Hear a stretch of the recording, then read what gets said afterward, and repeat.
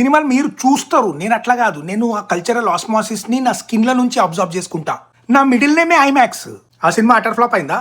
Poster అంటించిన మైదా పైసలు కూడా వసూలు కాలేదా? ఆ సినిమా వల్ల ఎవ్వరికి ఉపయోగం లేదా? ఏ డిపార్ట్మెంట్ కూడా షైన్ కాలేదా? 2-3 కెరియర్లు కూడా ఎండ్ అయిపోయినాయా? అయితే అది పక్కా అండర్ రేటెడ్ క్లాసిక్ అయి ఉంటుంది. అసలు ఆ సీన్లా హీరోని కుక్కని కొట్టినట్టు కొడతారు చూడు, ఆ సీన్లా స్ప్లిట్ డయాప్టర్ పెట్టి డాలీ జూమ్ చేస్తే జబర్దస్త్ ఉంటుండే. క్లైమాక్స్ బానే ఉంది కానీ లాస్ట్ ఫ్రేమ్ కొంచెం క్లాస్ట్రోఫోబిక్ అయిపోయింది. Tilt pan, double axis, triple tripod వాడితే కరెక్ట్ ఉంటుండే. అది అందరి ఫేవరెట్ సినిమా, బ్లాక్ బస్టర్, ఒక 12 మంది కెరియర్లో లాంచ్ అయినాయి దానివల్ల. కానీ నాకు ఇష్టం లేదు, అది over rated. I'm not going to lie, I like you, we're good for each other. కానీ before we take the next steps we have to talk about aspect ratios. అసలు ఆ muted yellow, bleach, bypass visuals ఏంది రా? ఎవరు చూస్తారు రా అవి? వీళ్ళకు ఏ లెన్స్ ఎక్కడ వాడాలనో తెలియదు, ఏ గ్రేడింగ్ ఎట్లా చేయాలనో తెలియదు.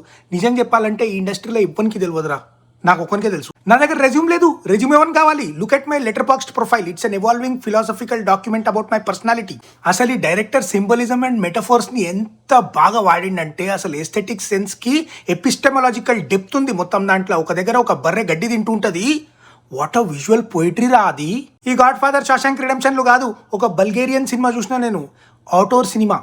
ఎంత బాగుంది తెలుసా? ప్రతి ఒక్క ఫ్రేమ్లో ఇమోషనల్ డెప్త్ ఉంటుంది. నీకు 9 సార్లు చూసినా నేను, అంత నచ్చింది నాకు. సినిమా పేరా గుర్తులేదురా.